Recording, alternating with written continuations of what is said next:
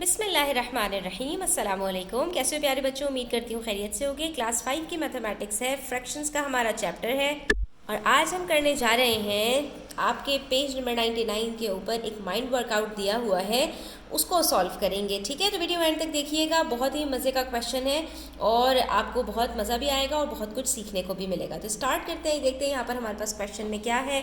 It says Weiming Ahmad and Sam shared the cost of a meal equally. ठीक है, 3 बच्चे हैं, तीनों ने एक जगह जाके खाना खाया और तीनों ने बराबर बराबर पैसे जो भी उनकी बिलिंग हुई थी उसके अंदर उन्होंने इक्वली शेयरिंग कर ली। ठीक है, यानी अगर एक ने 30 रुपीज़ दिए हैं तो बाकी दोनों ने भी 30 रुपीज़ दिए हैं। ठीक है, उसके बाद हमें जो नेक्स्ट बात बताई है इन्होंने वो बताया Weiming used 1/4 of his money, Ahmad used 2/5 of his money and Sam used 1/3 of his money. यानी कि उन तीनों के पास जितने भी पैसे थे उसका कितना कितना पार्ट, कितना कितना फ्रैक्शन उन्होंने पे किया है वो हमें यहाँ पर बता दिया। ठीक है, पहली बात बताई कि तीनों ने इक्वल पैसे शेयर किए हैं और उसके बाद दूसरी बात बताई कि अपने अपने मनी का कितना शेयर उन्होंने दिया है वो भी हमें बता दिया। उसके बाद नेक्स्ट हमसे पूछ रहे हैं the children had $114 all together at first. तीनों के पास मिलाकर जो पैसे थे बच्चों वो हमारे पास $114 थे। ठीक है, तीनों के पास मिलाकर। अब इसी में से एक ने अपना 1/4 शेयर दिया है, एक ने 2/5 दिया है और एक ने 1/3 दिया है। अब आपको यहाँ पर मीन वाइल हम क्वेश्चन को समझ रहे हैं, इतनी बात दिमाग में लेकर आनी है बच्चों कि आपको यहाँ पर फ्रैक्शंस के अंदर दो दो यूनिट्स दिए गए होते हैं, एक टोटल यूनिट्स होता है और एक उसका पार्ट होता है। अब मैं आपको एक हिंट देती हूँ यहाँ पर कि ये जो तीनों यूनिट्स है ना बच्चों, तीनों जो फ्रैक्शंस हैं इसके अंदर हमारे पास या तो जो यूनिट न्यूमरेटर में है वो तीनों का सेम होगा और या जो डिनोमिनेटर में है वो सेम होगा। बल्कि मैं आपको और आसान कर देती हूँ कि इसके अंदर जो न्यूमरेटर्स हैं वो तीनों के सेम होंगे। यानी अगर एक ने अपने 2/5 यूनिट्स दिए हैं, यानी कि 2 यूनिट्स दिए हैं 5 में से, तो इसके जो 2 यूनिट्स हैं वो लेंथ में बराबर होंगे इसके 1 यूनिट के और इसके भी 1 यूनिट के। ठीक है, हमको इसको क्वेश्चन को इसी तरह से सॉल्व करना है। नेक्स्ट हमसे कह रहे हैं how much meal cost in all. तो मील की प्राइस क्या थी जिसको तीनों ने इक्वली डिवाइड किया है, आपने ये पता लगाना है।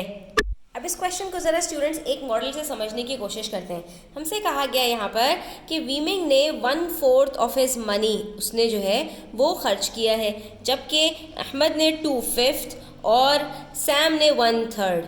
तो बच्चों यहाँ पर जो चीज़ सबसे ज़्यादा गौर करने की वो ये है कि वीमिंग के पास जो टोटल पैसे हैं अगर हम उसको 4 यूनिट्स में डिवाइड करें तो उसका 1 यूनिट सिर्फ जो है उसने अपना खर्च किया है मील की पेमेंट करने के लिए। अहमद ने भी जितना वीमिंग ने पे किया है अहमद ने भी उतना ही पे किया है। तो in terms of unit Ahmad के जो यूनिट्स हैं वो इसके 1 यूनिट के बराबर ही होने चाहिए। तो स्टूडेंट्स यहाँ पर हमें उसने पे कितना किया है, अपने 5 में से 2 यूनिट्स, यानी जो उसके 2 यूनिट्स हैं स्टूडेंट्स ये इसके 1 यूनिट के बराबर होंगे क्योंकि इन लोगों ने सेम अमाउंट पे किया है। तो इस चीज़ को आपने यहाँ ध्यान रखना है कि इसने सिर्फ 1 यूनिट पे किया तो इसका हमने 1 यूनिट यहाँ पर शेड कर दिया।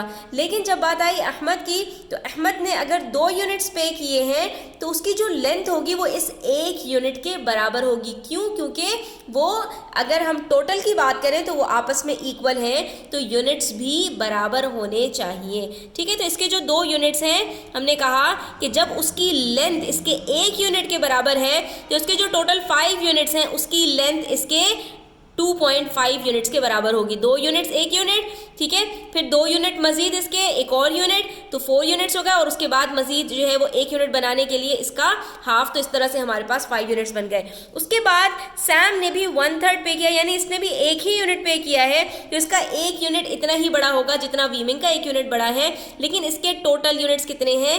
3 यूनिट्स हैं स्टूडेंट्स, तो हमने यहाँ पर इसके 3 यूनिट्स बराबर कर लिए। जब आपको ये बात समझ में आ जाएगी स्टूडेंट्स, तो आपको यहाँ से एक क्लू मिल रहा होगा कि अब हम कितने टोटल हमारे पास यूनिट्स हैं वो भी निकाल सकते हैं, और कितने यूनिट्स मील में खर्च किए गए हैं वो भी हम यहाँ पर निकाल सकते हैं। वो कैसे कि ये जो दोनों एक एक यूनिट है ये बराबर है अहमद के 2 यूनिट्स के। तो हमने क्या करना है, हमने सब को 2 में डिवाइड कर देना है। जितने यूनिट्स हमारे पास जो 1 यूनिट्स हैं जो 2 के बराबर हैं, हम उन सब को हाफ कर देंगे।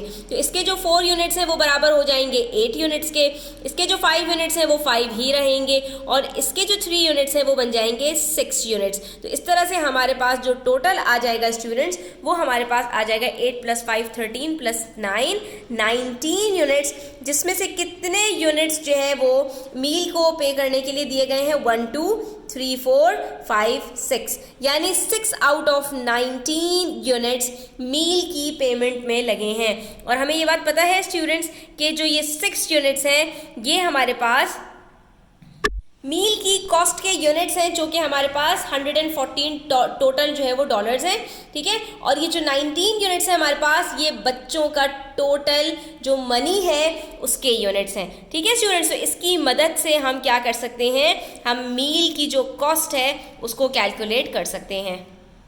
अब इसका सोल्यूशन ज़रा स्टूडेंट्स गौर से समझने की कोशिश कीजिए। बहुत सिंपल है, बहुत सिंपल भी नहीं है, लेकिन अगर आप गौर से समझेंगे तो आपको समझ में आ जाएगा। 2-3 चीज़ें इसके अंदर हैं जो थोड़ी सी क्रिटिकल है, ठीक है। यहाँ पर हमने सबसे पहले बता दिया कि बीमन ने यूज़ किया 1/4 ऑफ हिज मनी, अहमद ने 2/5 और सैम ने 1/3 ऑफ हिज मनी, ठीक है।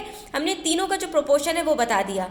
उसके बाद यहाँ पर हमारे पास जो टोटल मनी था वो $114 था, लेकिन मील की कितनी कॉस्ट है ये हमें मालूम नहीं है। तो हमने जो अपनी बात स्टार्ट की स्टूडेंट्स वो इस बात से because they paid the meal in the ratio 1:1:1, ठीक है। तीनों ने जो मील को पे किया है वो इस रेशो में पे किया, यानी तीनों ने बराबरी के साथ पे किया है। इसका मतलब है कि जो यहाँ पर हमें प्रोपोर्शंस दिए गए हैं 1/4 वो बराबर है 2/5 के, और वो बराबर है 1/3 के, ठीक है। अब इसके अंदर स्टूडेंट्स गौर करने की बात यह है कि जो ऊपर वाली यूनिट्स हैं ये मील की पेमेंट के यूनिट है, क्योंकि हमें ये बताया गया ना 1/4 पे किया, यानी अगर 4 यूनिट्स उसके पास टोटल मनी है तो उसमें से 1 यूनिट मील की पेमेंट में गए हैं। इसका मतलब है स्टूडेंट्स कि हमें नीचे वाले जो यूनिट्स हैं उसको इक्वल नहीं बनाना, बल्कि हमें ऊपर वाले यूनिट्स को इक्वल बनाना है। ये सबसे इंपॉर्टेंट पॉइंट है जो आपको ध्यान में रखना है। आपको सवाल में ये देखना है कि कौन सी चीज इक्वल है, क्या न्यूमरेटर्स इक्वल है या डिनोमिनेटर्स इक्वल हैं। तो हमें इन्होंने पहले ही बता दिया था कि हमारे पास जो न्यूमरेटर्स हैं वो मील की पेमेंट में यूज हुए हैं, तो इस वजह से हमें जो अपने न्यूमरेटर्स हैं इसको इक्वल बनाने की ज़रूरत है। तो अब यहाँ पर हम देखेंगे कि हमारे पास न्यूमरेटर्स क्या है, एक 1 है, दूसरा 2 है और तीसरा 1 है। तो 2 को अपनी जगह पर ही रहने दो। अगर इसको भी आप 2 से मल्टीप्लाई कर दें और इसको भी आप 2 से मल्टीप्लाई कर दें तो आपके जो तीनों न्यूमरेटर्स हैं ये सेम हो जाएंगे स्टूडेंट्स। लेकिन कभी भी न्यूमरेटर को अकेले आपने मल्टीप्लाई नहीं करना।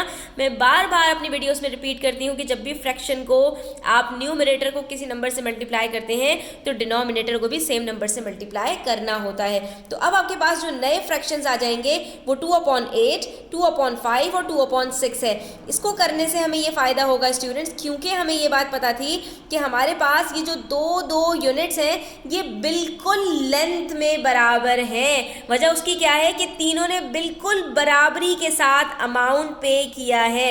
इसका मतलब है कि अगर ये वाली चीज़ इक्वल है और हमारे पास ये वाली चीज़ डिफरेंट है, डिफरेंट लेंथ की है, तो अब हम अपने डिनोमिनेटर्स को ऐड कर सकते हैं, क्योंकि ऊपर वाली जो चीज़ है ये सिर्फ नंबर्स में सेम नहीं है स्टूडेंट्स, बल्कि ये लेंथ में भी बराबर है। ऊपर अगर आप गौर से फिगर को देखेंगे स्टूडेंट्स तो ये जो 2 यूनिट्स हैं ये बिल्कुल इस 2 यूनिट्स के बराबर हैं और इसके भी 2 यूनिट्स के बराबर हैं।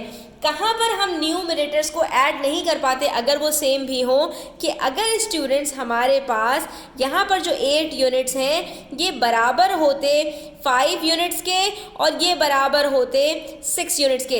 यानी अगर मैं एक जो है वो चॉकलेट बार की एग्जांपल दूँ, 3 तरह की चॉकलेट बार्स होती, एक में मेरे पास 8 पीसेज होते, दूसरी में मेरे पास 5 पीसेज होते और तीसरी में मेरे पास 6 पीसेज होते।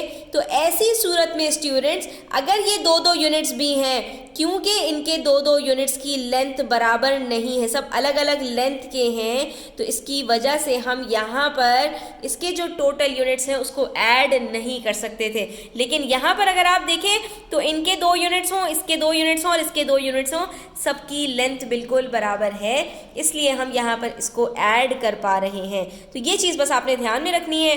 और जैसे ही हमें यहाँ पर पता चल गया कि मील की कॉस्ट हमारे पास टोटल 6 यूनिट्स आ रही है, तो हमने डिनोमिनेटर्स को भी ऐड किया और हमें ये पता चल गया कि बच्चों के पास जो टोटल मनी है उसके टोटल यूनिट्स कितने आ रहे हैं। इस तरह से 19 यूनिट्स आ रहे हैं। जब हमारे पास ये टोटल मनी के यूनिट्स आ गए तो हमें टोटल मनी तो ऑलरेडी मालूम था, हमने यहाँ से निकाल लिया कि अगर 19 यूनिट्स बराबर है $114 के, तो एक यूनिट बराबर हो जाएगा $6 के।